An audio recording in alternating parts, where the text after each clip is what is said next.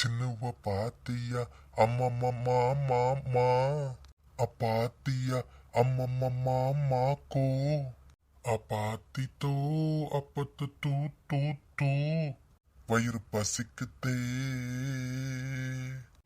சின்னவ பார்க்கலையே அப்பக்க no no no அப்பாக்கலையே அப்பப்ப நோ நோ நா அப்பாத்தித்தோ அப்பத்த தூ தூ தூ ரெண்டு பேரும் இன்னைக்கு பட்னியே. என்ன ஒரே பாட்டு சித்தமா இருக்கு? யாரு பாட்டு படிச்சது? ஆமட்டி ஒதிய காணலன்னு தான் கிடந்து பாட்டு படிச்சிட்டு கிடக்கும். பாட்டு படிச்சு படிச்சு வயிறு பசியை மறக்கடிச்சிட்டு இருக்கோம். வயிறு பசியில பெருங்குடல் சிறுகுடலை தின்னுட்டு கிடக்கு. நீ என்னடனா பக்கத்து வீடு ஏத்த வீடு நீ ஒரு வீட்டையும் விடாம எல்லா வீட்டையும் கதை விட்டுட்டு ஆடி அசனி வாரா. ஆமா, எங்க சின்ன பொண்ணு இவ்வளவு நேரம் போயிட்டு வரா?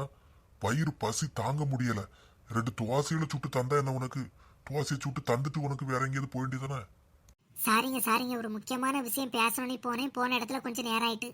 எனக்கு நல்லா வயிறு பசிக்க தான் செய்யும். சரி 2 பேருக்கும் ராத்திரி சாப்பிடக்கு என்ன வேணும்னு சொல்லுங்க. அதான் சொன்னோம்லாட்டி எனக்கு 2 தோசை சுட்டு கொண்டா போதும். ஆமா எனக்கு ஒரு 3 தோசையை சுட்டு கொண்டு வா. அப்படியா? சரி அப்போ ஒன்று பண்ணுங்க. ஃப்ரிட்ஜில் மாவு இருக்கு.